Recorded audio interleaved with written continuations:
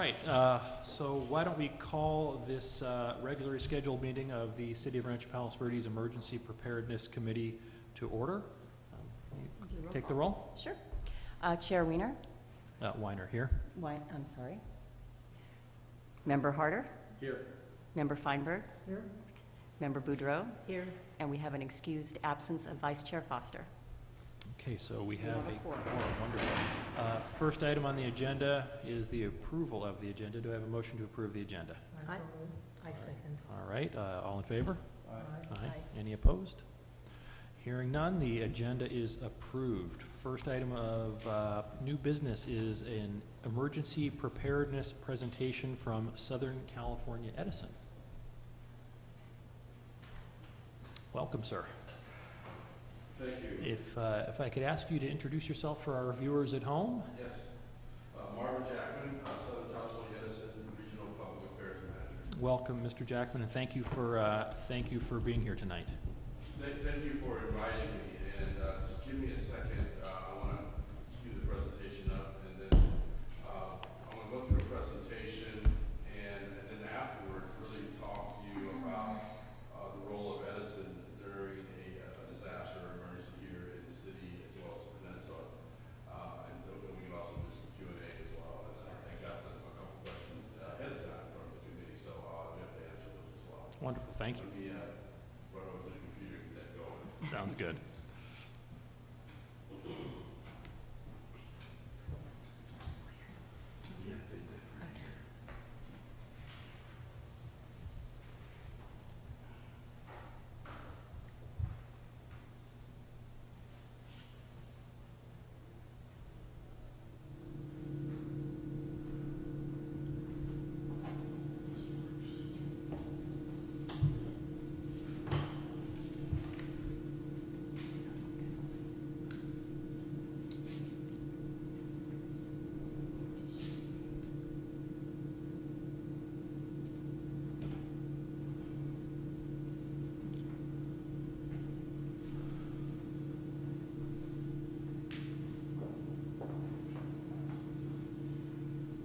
There are a series of videos.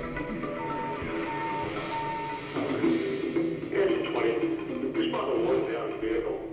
South Energy, pedestrian.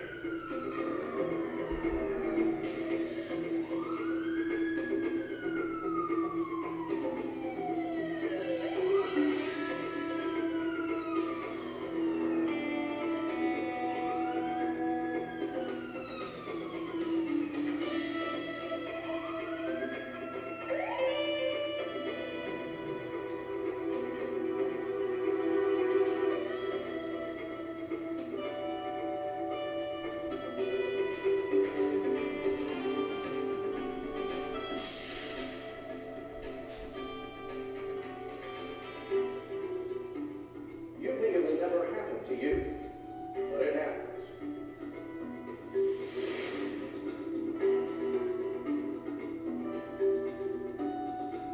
All it takes is one momentary lapse, a split second, when you stop paying attention. That's all it takes. It's amazing the thoughts that go through your mind in 30 seconds. The first of which, as soon as I landed on the ground and I realized what happened, I realized this is it. This is how I'm going to die. And I remember thinking how fast it happens. My next thought was my family, my wife, Monique, and my two children, my son Dylan, who had just turned 2 a week before, and my daughter Taylor, who was about to turn 3 a month later. And I realized that they were going to grow up without me, and I wouldn't be there for them.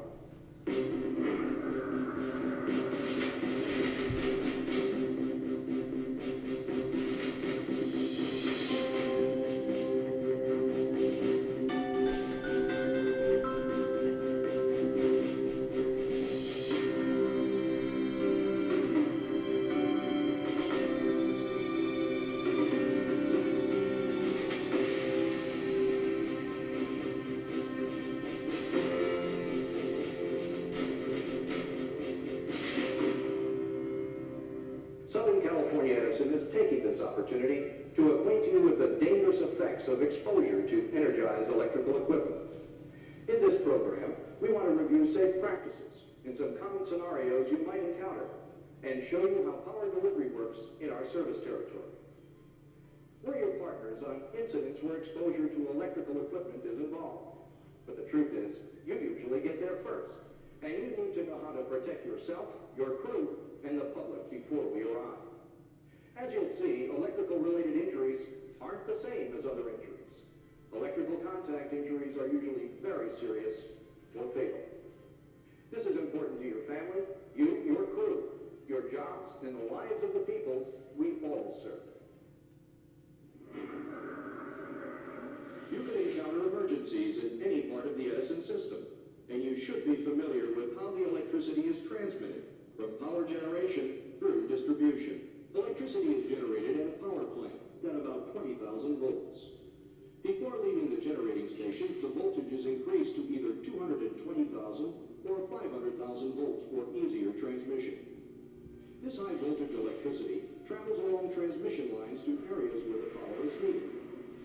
As electricity nears commercial and residential centers, the voltage is decreased to either 115,000 or 66,000 volts in large substations.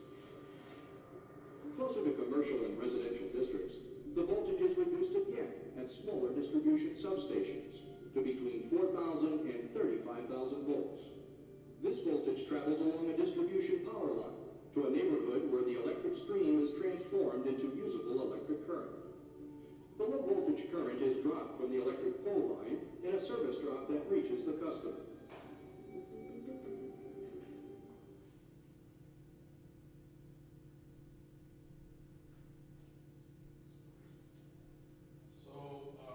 Just briefly, there's a couple other videos that are very important I'll show you, but we're really trying to get our point across to educate you on sort of the education of electricity and then how to be safe around electricity. And as the video showed, electricity is generated at the generating station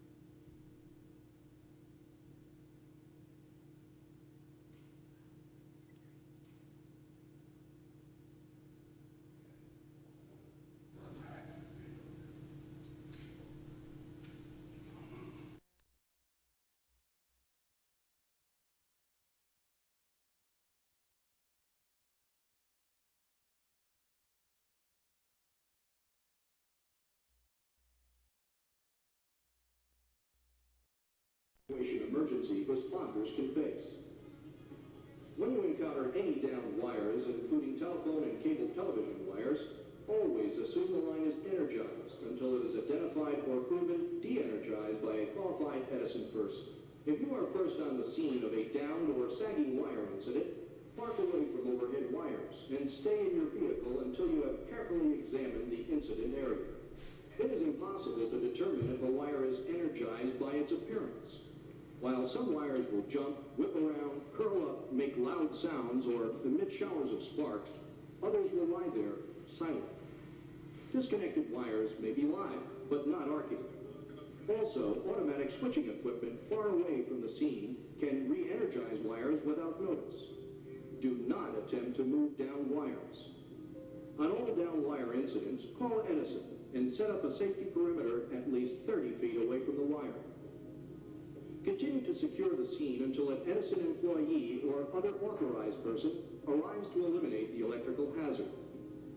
It is important to visualize the flow of electricity from pole to ground. At night, use a light to trace all conductors from pole to pole until you determine the full extent of the damage and the location of all the downed wires. Be extremely careful in high vegetation areas where wires can be camouflaged or hidden, especially at night. As you track the wire's path, locate all wire ends and stay clear. Always be on the alert for conductive materials that may be in contact with the fallen wire. This includes metal fences, guardrails, signposts, sheds, and other metal structures. A metal fence, for example, can conduct electricity anywhere along its length, which could be a considerable distance from the wire. If a downed or sagging wire is touching a vehicle, fence, pool of water, or other conductive element, that element is as dangerous as the wire itself. Remember that even wood can be a conductor when wet or dirty. Touch potential occurs when a person creates a current path to ground by touching an energized object. Here's a rule you should never forget. Never touch wires, equipment, or objects that may be energized. If you are holding a low-voltage wire that suddenly becomes energized, your muscles could be restricted in a vice grip. Once your heart muscle is paralyzed, the effects of low-voltage contact are the same as high-voltage contact. 10% of the voltage it takes to light a 100-watt light bulb with typical household current is enough to cause serious injury or death. My body immediately went into full contraction. Every muscle in the body immediately contracts. It's the most excruciating pain I've ever had. And that basically was, receiving the shock.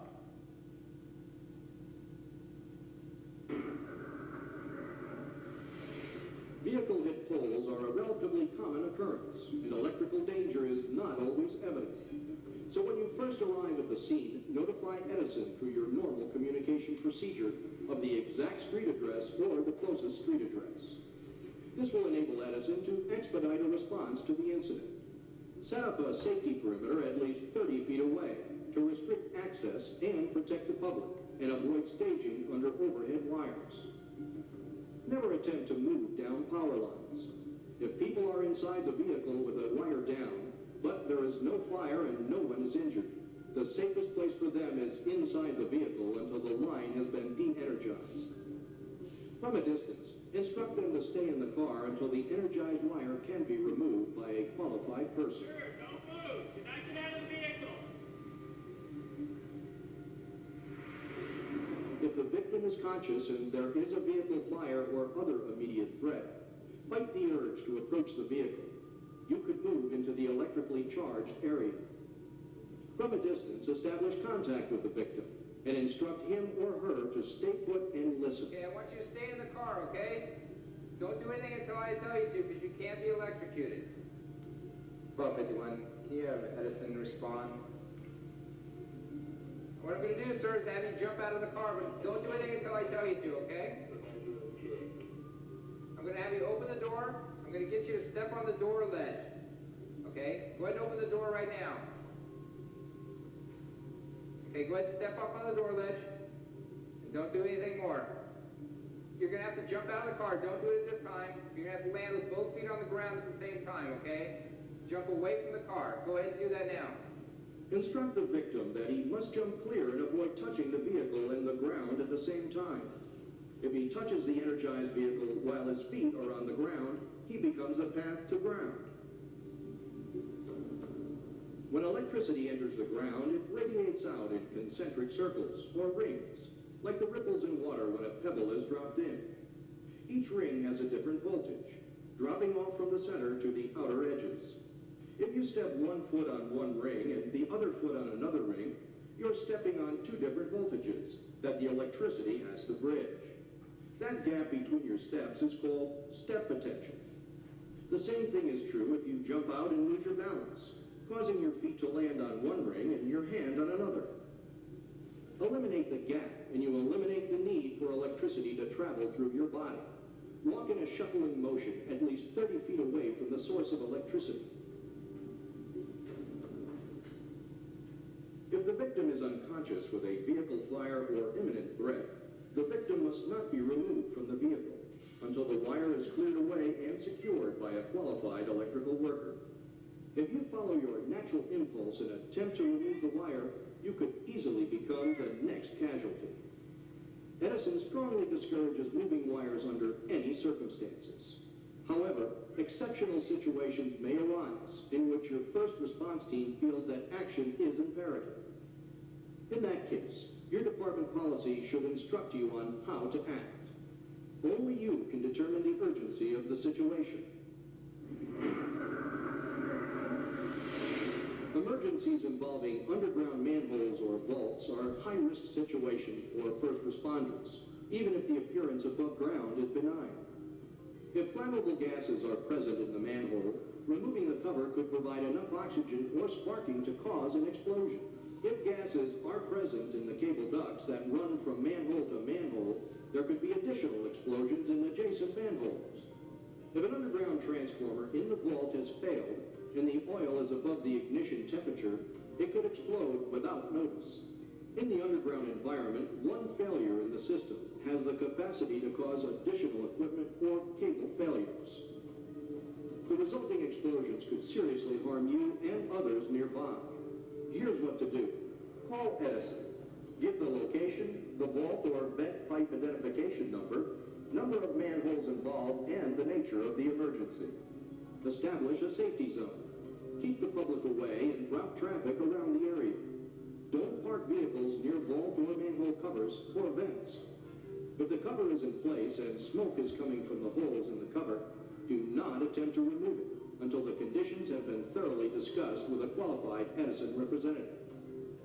Never spray water or foam into an underground structure, even if a fire is visible, unless the structure has been de-energized. Large switches, transformers, and other electrical equipment reside in pad-mounted structures, usually installed near the street in residential and commercial neighborhoods. When responding to an incident involving a pad-mounted structure, here's what to do. Assume that the structure and anything touching it is energized, and do not approach the pad-mounted equipment.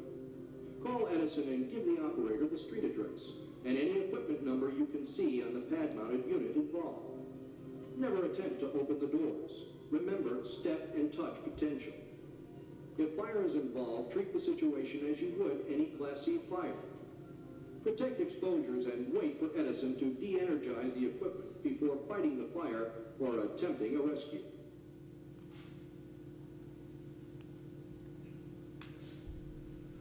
So, in terms of the other slide I showed you, in terms of recognizing cables and TV wires, one of our first things, obviously, for safety is do not touch any down power lines.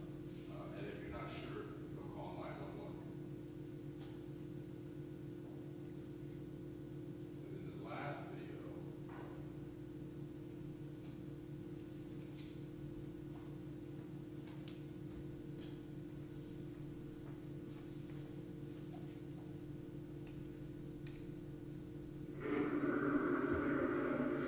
We come together during emergencies as trained professionals. Emergency responders are typically the first on the scene and can provide valuable assistance and guidance to electrical problem solving. Edison is trained to effectively respond to electrical emergencies, to prevent harmful consequences to first responders and the public. We each play a role in such emergencies. The emergency responder's role is to secure the scene and provide first aid. Describe the nature of the incident, such as wire down, smoking transformer, or vehicle hit pole, victim unconscious. Give a street address rather than cross streets if possible, and the pole or equipment number. Provide an on-scene contact phone number if available, so that the Edison representative can communicate with you while in transit. When requesting an ETA, indicate if your personnel will stand by or leave the scene. Communicate field conditions such as traffic blockages, flooded intersections, or other approach information. Edison's role is to respond to public agency requests in a timely manner. Perform switching on circuits to isolate the sources of the problem. Remove electrical hazards from the incident site. And communicate with the incident commander or officer in charge. Our call centers, like yours, are on duty 24/7 to respond to your needs. Our crews are on duty from 7 a.m. to 9 p.m. and on call from 9 p.m. to 7 a.m. In nighttime emergencies, they must be contacted and dispatched to a problem area. When you call the Edison number reserved for emergencies, the 911 call, as it's known, is highlighted in red for urgent handling as a top priority. The dispatcher will call you immediately for information. What is the location address? What is the problem? Are you standing by? The location address, instead of the pole number, is the most important information, since it allows us to zero in on the circuit involved in the incident. If we can verify the circuit, we can sometimes expedite our response to the call. I think the best advice I would give is we are so ingrained in if somebody calls us for help, we want to come and help, and we want to do something. You have to wait for the professionals to get there. They really have come a long way from what they used to be able to do, and you don't really see it unless you interface with them and find out. You climb in the cab with an Edison worker and find out what they can really do. It's my best advice is to let the professionals do what they do. In windstorms and other instances, when the resources of all responder agencies are stretched thin, Edison will try to dispatch a field service representative to your location to relieve your team and stand by until the Edison crew arrives. During wildland fires, our representatives are quickly on hand to provide advice and liaison activities where electrical equipment could be involved. Pre-incident planning is another way we work toward our common goals. First responders can get advanced looks at substations by scheduling a tour with a substation operator. In addition, Edison conducts in-person training for first responder organizations to answer questions and deepen their understanding of electrical safety. Now, let's summarize a few key points. Be aware of electrical dangers when responding to any call. Look up and around to identify all power lines that may be involved. Call Edison with the nature of the emergency and a street address.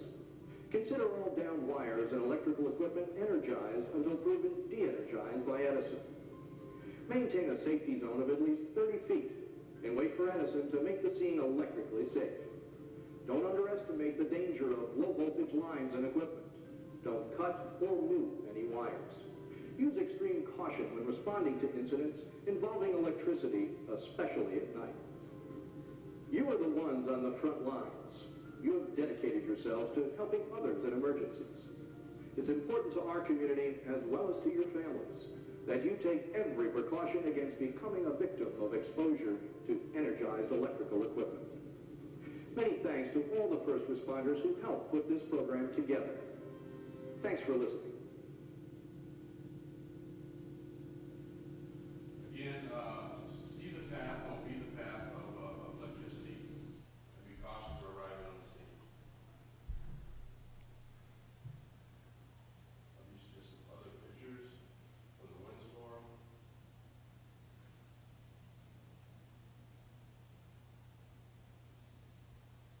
All right. So what you just saw is a video that we've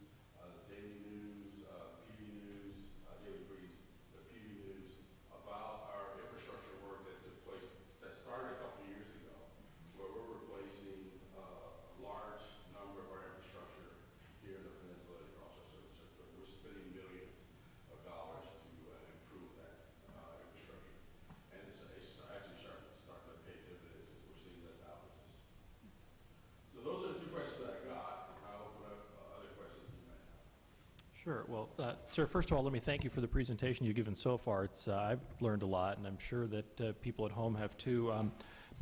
One of the goals of our committee is to get information out to the residents of Rancho Palos Verdes so they're more informed and they can make better decisions when they're preparing for emergencies. So one of the questions I had kind of piggybacks on something Tracy asked. Are there provisions in place for Edison to bring temporary power generating equipment onto the hill? So let's say there was an earthquake or some other event and some of the infrastructure was knocked out. Do you all have any way to bring in either generators or portable power generating equipment to re-energize areas that might have lost some of their infrastructure?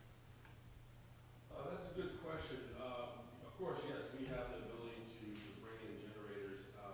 It really depends on what the facilities in question are out of power.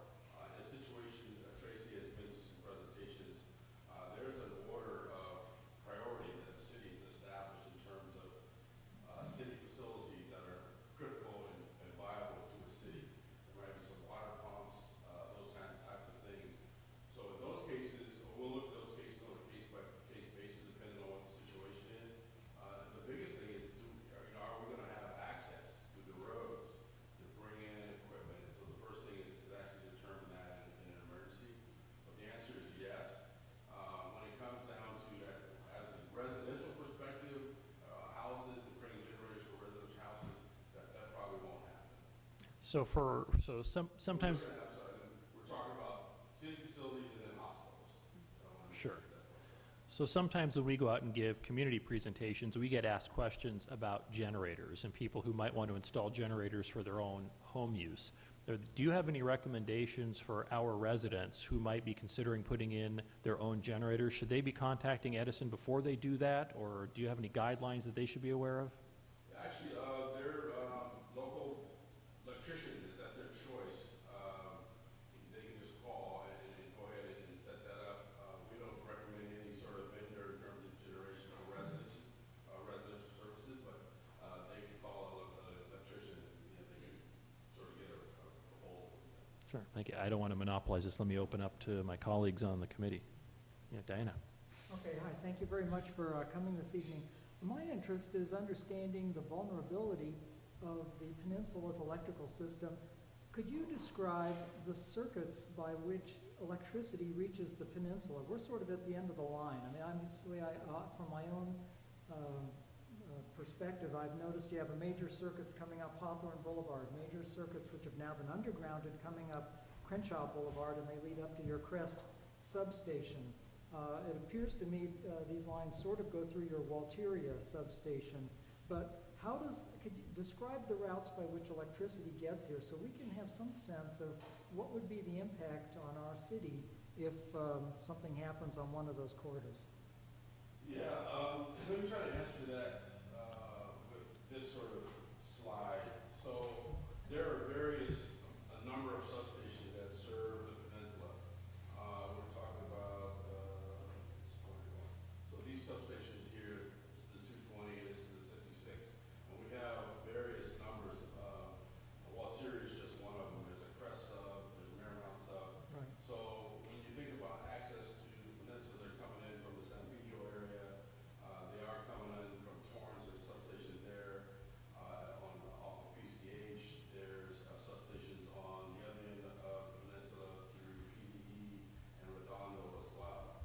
So what we do is build a system that has redundancy. So if one particular, as in the demonstration, if one particular substation is going out, the other ones pick up that load. Okay, and then going further back up the chain, let's take a look, say, at the La Fresa major distribution station you have in North Torrance at Yukon off the 405 freeway. Yes. That was near the 190th incident you described, although that 190th incident was not at the substation. But if there was a major incident there and that station tripped offline, what's the impact to our city? Is there any way that voltage regulation can be maintained through another one of your major substations to still power the peninsula?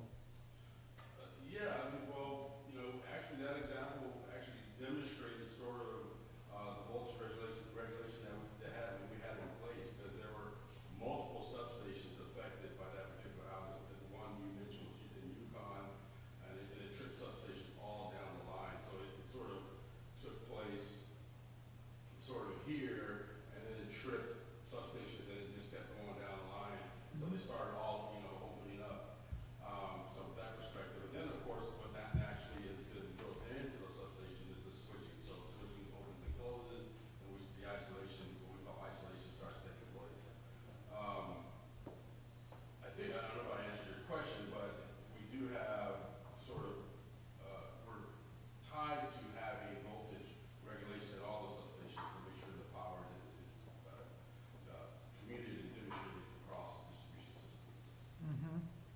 Okay.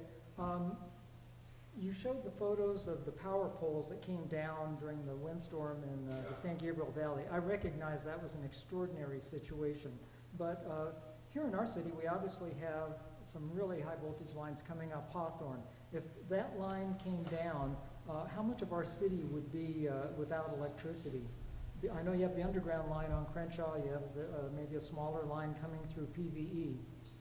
Right, so those are sub-transmission lines that are coming up Hawthorne Boulevard there. So when you say how much of the city, I really sort of can't speculate how much, but it would be a significant impact to both sides coming up the peninsula as well as going back down towards the Hawthorne. Okay. All right, and I'll shut up in 1 minute if I may have No, one please. more question. Of course. Hypothetically, let's say Edison had mysteriously $50 million appeared for additional improvements to the electrical system here. 15 or 50? 50. Let's just say, what would you say are the most critical things that need to be fixed here on the peninsula, especially in RPV?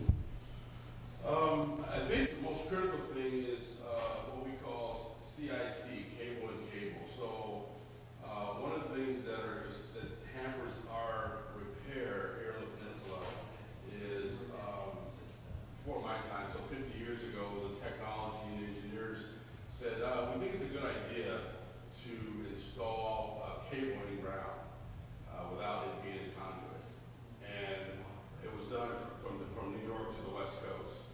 Now, 50 years later, that cable now is end of its life cycle. And to get it out, we can't pull it out. So it becomes very difficult when we have an outage in that situation, these are underground. We have to actually pothole to try to figure out where the cable stops being the repair cable that needs to be fixed and the other end. So it becomes very, very difficult to pull that out, and most of the time it takes our civil folks to come in and start excavating the street.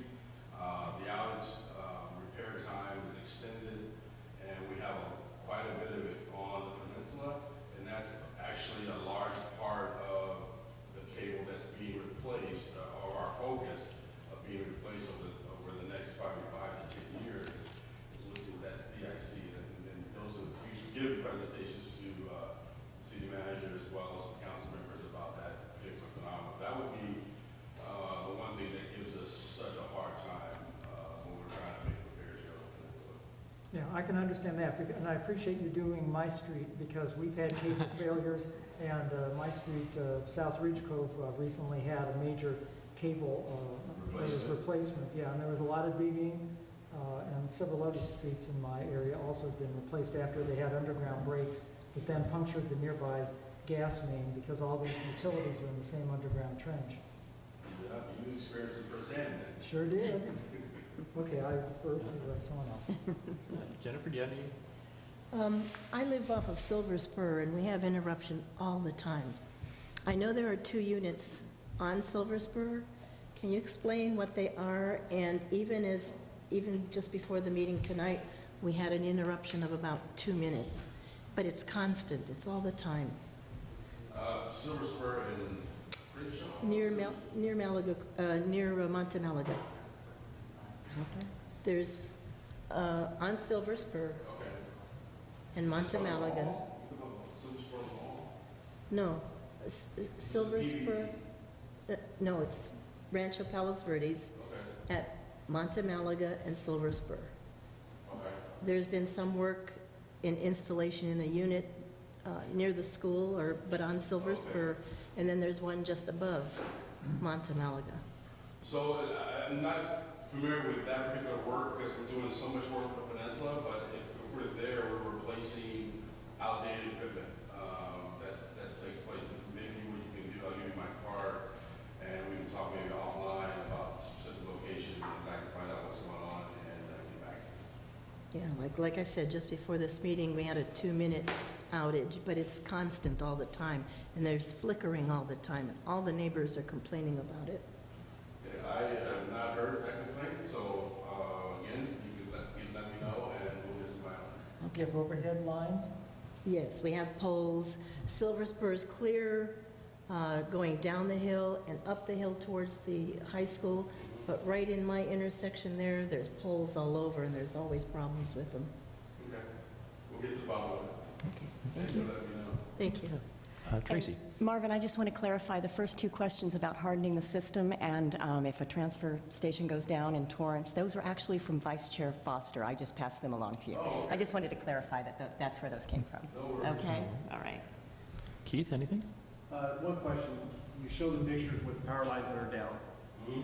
And if Edison, someone from Edison shows up and says, hey, power's off, is there any concern of solar panels feeding into the system where we're getting feedback coming from a different direction? So as a first responder, you're told it's safe to go in from the Edison side, but is there any concern that the solar panels in the area might feed the system enough to cause danger to someone as far as electrical shock? Yeah, good question. So if we send our folks out, our troublesmen out, and they've actually tested the line, then we know that it's been de-energized. I think the other part of your question is really good because if a resident has solar panel in the house and they're actually backfeeding the system, then again, it's the same situation in terms of being safe. If there's a situation that takes place around their home, they should obviously not touch any down power lines and make sure that they call Edison and 911 so we can come out and test both sides of the system. So I had two questions that are kind of sort of related. I want to go back to maybe to the Northridge earthquake, and I'm sure that there were a lot of people who lost their power for a certain amount of time during Northridge.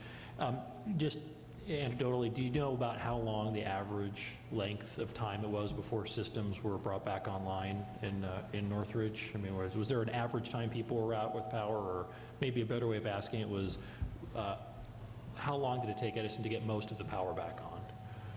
Yeah, that's a good question, Jim. It's before my time, though. It's also I'm early. sure there's an answer to that question somewhere. I can sort of help you out.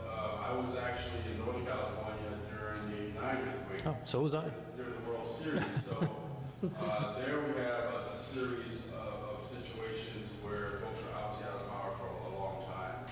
And I think, you and I spoke before the meeting. The key is to make sure that for all those that are listening, that they are prepared. They have food and water, and those things to sustain themselves, and generators during a natural disaster, because they're going to be out of power for quite a long time. So the key thing is being prepared. Yeah, I think that's especially true. We've had one meeting we went to in particular where we were discussing with a resident of the city who required an oxygen generator. And when the power was out, not because of an earthquake, but just because something had happened, and I think the power was out for about 32 hours, and they were very concerned how long it took, and we kind of took it as a teaching moment to say, hey, you're very fortunate because you could get in your car and drive down the street and there would be power, or the hospitals were available, but if there's a major earthquake or other event, that might not be available to you, so take this as an opportunity to look into getting a generator or something else. Right, and we, on our website at se.com, we have a lot of information for folks to be prepared for emergencies. I think in the case that you mentioned, example you mentioned, we actually have, there's a program called Medical Baseline. So those customers that require certain emergency services, they can actually call our 800 number, and I'm going to give that out here in a second, and actually let them know about their emergency. So when we actually have outages, planned outages or maintenance outages on our system, we have an idea of who those folks are during an emergency. That's, again, it's called Medical Baseline, and the number for anyone to call for emergencies and access to our programs is 800-611-1911. So 800-611-1911. That's really good too. That's great information, and we're going to make sure to put, is it okay if we put that on our website as well to get that information? I encourage it. Great. And any things that you want to link from our website to yours is available as well. And great. And before I see if anyone in our audience has any questions, I just had one final question, and I'll go down to the committee one more time. But does SCE have any mutual aid agreements or the ability to request assistance from other power companies in the event of an emergency? Many. The answer is yes, and we have many across our service territory, whether it be with Glendale Power, DWP, PG&E up north, Pasadena.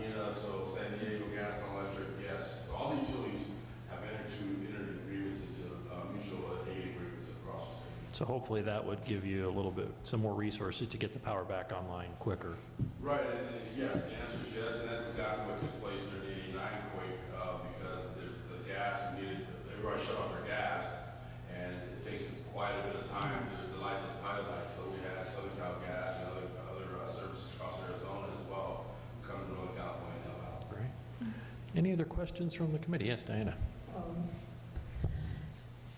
In the event of a major area-wide disaster, since you are the public information officer, what EOC are you going to be at?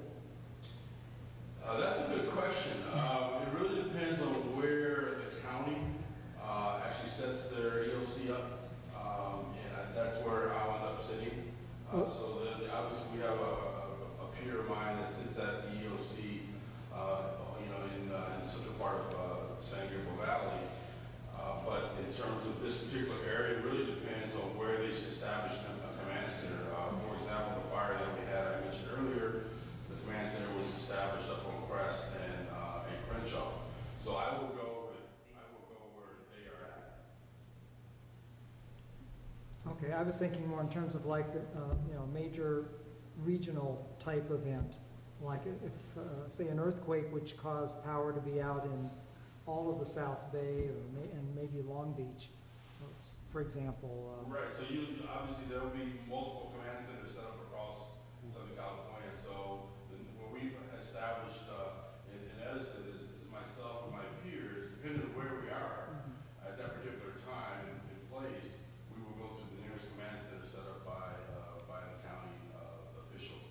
And I mean, I could be in Palm Springs, and so I'll be, instead of trying to get here, I'll be tasked at Palm Springs. So it really depends on where the disaster takes place. Keith? Jennifer? Yeah, in the case of a terrorist attack against the grid, do you have plans in place of what you would do, how it would be handled? Well, those type of things are handled by Homeland Security, and our direction will be taken place by the federal government in the situation where we have a terrorist attack. Again, I'm sure a command center will be set up, and we'll act accordingly. My concern is not so much with terrorists attacking the power lines as it is with these unmanned drones. And all kinds of people are now flying these things, and there comes a point sometimes where you lose radio control with your drone, and who knows what it might smack into. So I am concerned about drones, but... Well, there's many reasons that power can be lost, right? Yeah. I mean, we lose power from squirrels, and trees, and birds, and drivers that are not driving safe. So, but we're prepared. We feel very comfortable that we're prepared to handle any emergency, and that's the role I play. Tracy, anybody, any other questions? Great. We have some members of the community who took some time to come out today. I didn't know if there were any questions that we could, if y'all had, that you'd like to ask? There's a gentleman behind the Oh, podium. sir. Yes, you had referenced the If you, emergency coming in. Oh, yeah, do you want if you'd like to step on to just it. step up to the podium? That'd be great. That'd be great. Thank you. You briefly mentioned early in your presentation about, in a response to emergency, you come out to water pumping stations. Given the elevation of the hill, all the water up there has to be pumped up there. In a natural disaster, what's the prediction on return of water? And what are any of the pumping stations underground such that they would be subject to a flood? And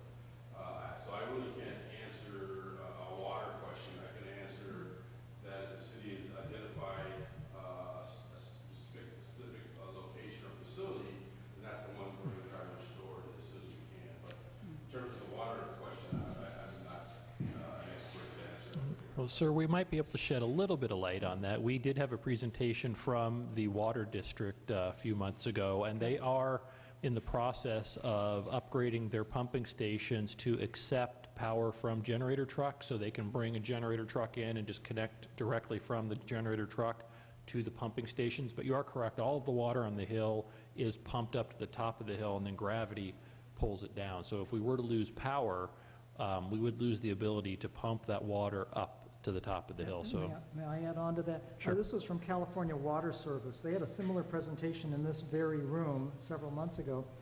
And as I recall, they were prepared to spend up to about $23 million to have backup generators at the key pumping station that would push the water up to the top of San Pedro Hill. But that project, I think, is still a ways off. yeah, it is a work, they did tell us it's a work in progress, but it is on their radar. And like I said, they're trying to upgrade all of their pumping stations to at least have the capability of having generator power, other than the grid, power those pumping stations. The other part of your question, he's correct. We do have underground vaults, and we have the issue on the hill where those vaults, if in fact we have to get in there, sometimes we have to pump out water to actually to fix them. So we do have those issues as well.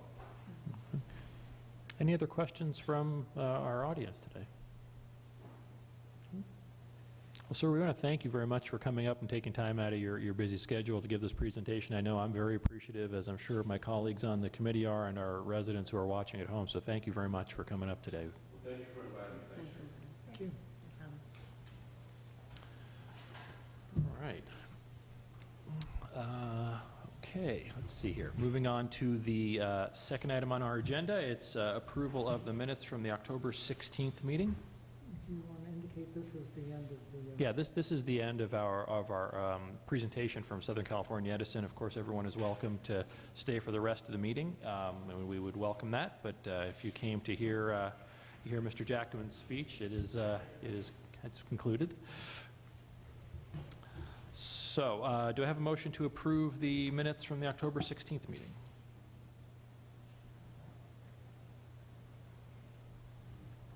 Anyone? Okay, I so move. All right. I did want to make a comment. You were out and I was out, but I want to make sure that it reflected that they were excused. Okay, so there is one correction then, Tracy, for under absent excused absences for myself and for Ms. Boudreau. We'll make sure that's... All right, thank you. Absolutely. Okay. With that amendment, do I have a second? I'll second. Okay, all in favor? Aye. And any opposed? Okay, so that motion carries. Third item on the agenda is the final script for our sandbag PSA. For our audience members, one of the things the committee has been working on is generating some public service announcements to be run on cable television, and so we have a script for a sandbag public service announcement. I guess this would be Diana? Okay, first of all, I just Well- want to make sure that you did get the latest, which was dated November 17th. Mm-hmm. Okay, because I resent that out. Okay, just wanted to make sure. Okay. And I attached it to your packets there. Great. Okay.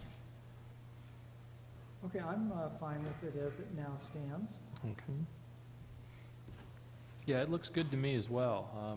Do we have any timeline on when these would be recorded, Tracy, or? I need to work with Channel 33.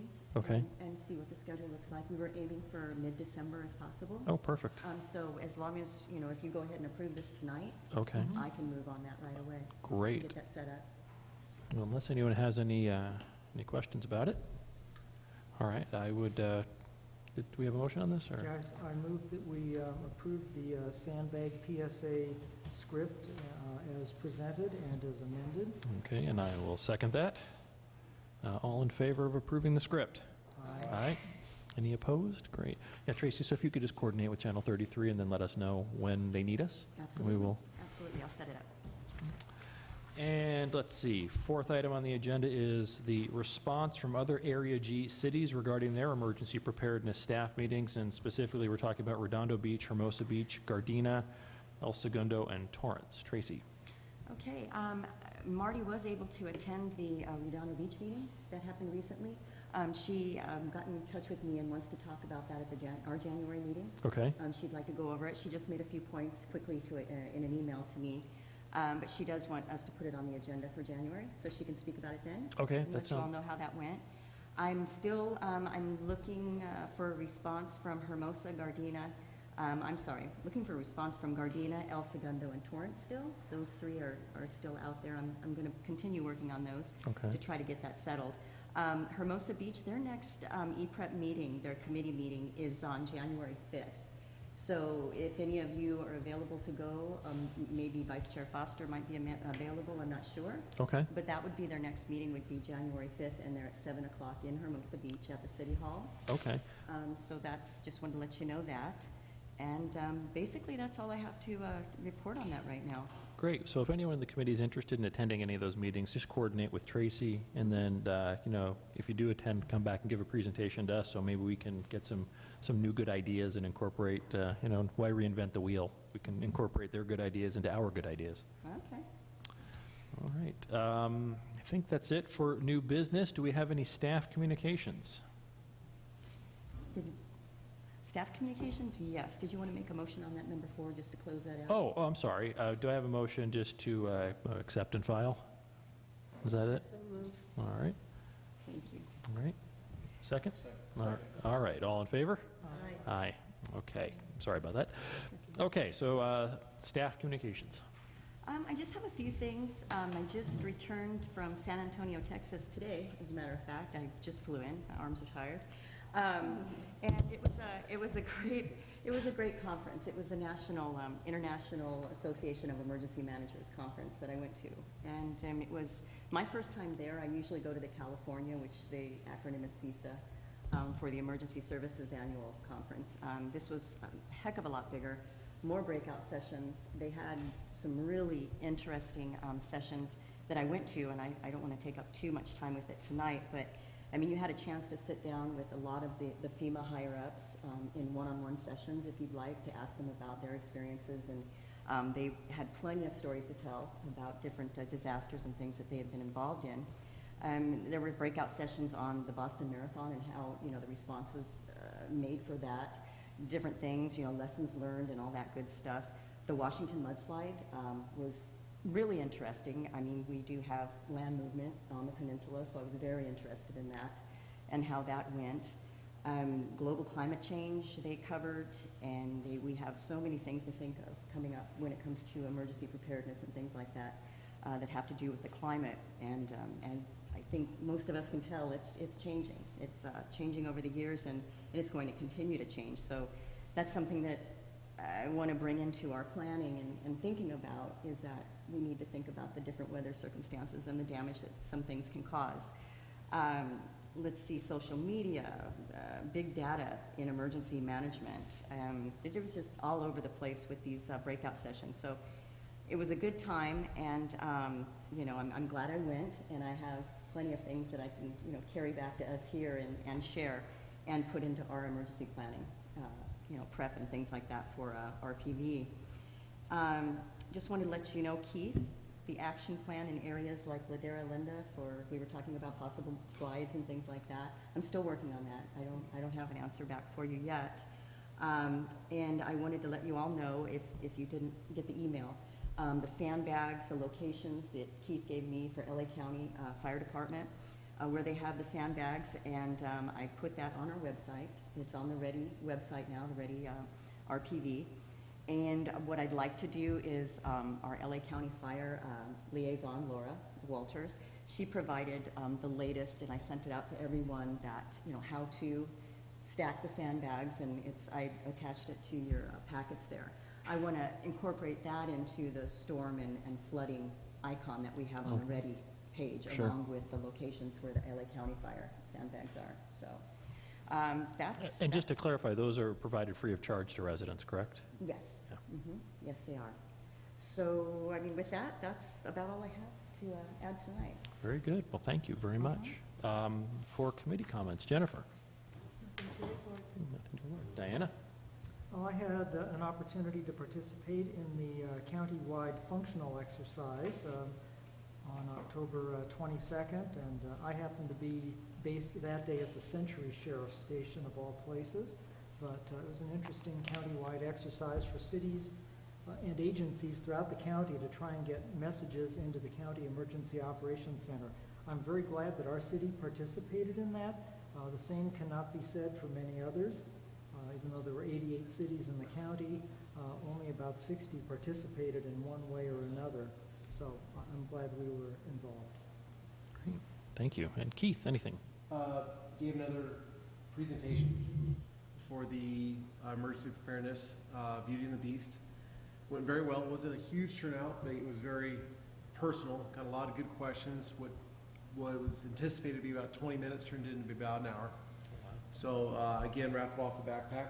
Very well receptive, and you'll probably be getting some more phone calls for more presentations because people did like it. They did like the idea, and again, there was no time frame, which made it very nice, and a lot of questions and good comments came out of it. I did, as a matter of fact, But I was receive an email. I was about to say, I just received an email about 3 hours before the meeting started asking if there was someone available on January 25th Yes. for at Ladera Linda. Right. So maybe we can get an email out to the committee and see who's available for the 25th to do a presentation. And for our guests watching at home, if there are any organizations who would like an emergency preparedness presentation, our committee has a presentation we call Beauty and the Beast on how to prepare for emergencies. And if you'd like us to come speak at your event, please contact Tracy at Rancho Palos Verdes City Hall, and we'd be happy to come out and do that for you. And it was good. They're expecting about 50 people. About 50? At that one. Great. Yeah, Well, I'm sure that one or more of us will be there for that, so that's great. that would be great. All right, I think that is it. Public comments? Other than public comments, yeah. Do we have any comments from members of the audience? Is there a way? Oh, please step up, sir, so they can catch you on the microphone. Sorry, yes. That's all Is right. there a way to access the recording of the presentation where Water and Power gave their spiel? I believe it's on the website, is it not, Tracy? It's not running on the website. We don't have that. I can find out for you. I believe Channel 33 has it available, but I need to talk to them first to find out how we're going to get that available and out to the public. So if you don't mind, I do have in front of you, there's a sheet there. If you don't mind writing down your name and phone number and your contact information, and I can get back to you about that. You know, and Tracy, I'm sure actually maybe that might be of interest to other residents too. So once we figure out if that is available, and maybe we can get permission from, or I don't know who needs to approve it, but if we could get a link on the EPC website for that presentation, I think that presentation was of particular importance to our residents. So Exactly. if we could, get a link to that, that'd be great. I'll work on that, absolutely. Neat. Very good. Anyone else? Mr. Mayor. Yeah, just since I'm on my way out the door, I did want to take one last opportunity to officially thank all of you for your service. Coming here and listening to this, it's invaluable, and your interest and your expertise in this really best serves the community very well. And I just wanted to again say thank you. Well, thank you very much, and on behalf of the committee, thank you and the rest of the city council for your support of this committee, because it's unanimous support from the council, and we really appreciate it. Okay, hearing no other comments from the audience, I would entertain a motion to adjourn. I so moved. All right, Second? all right, all in favor? Aye. Okay, meeting is adjourned. Thanks, everybody. Thank you very much.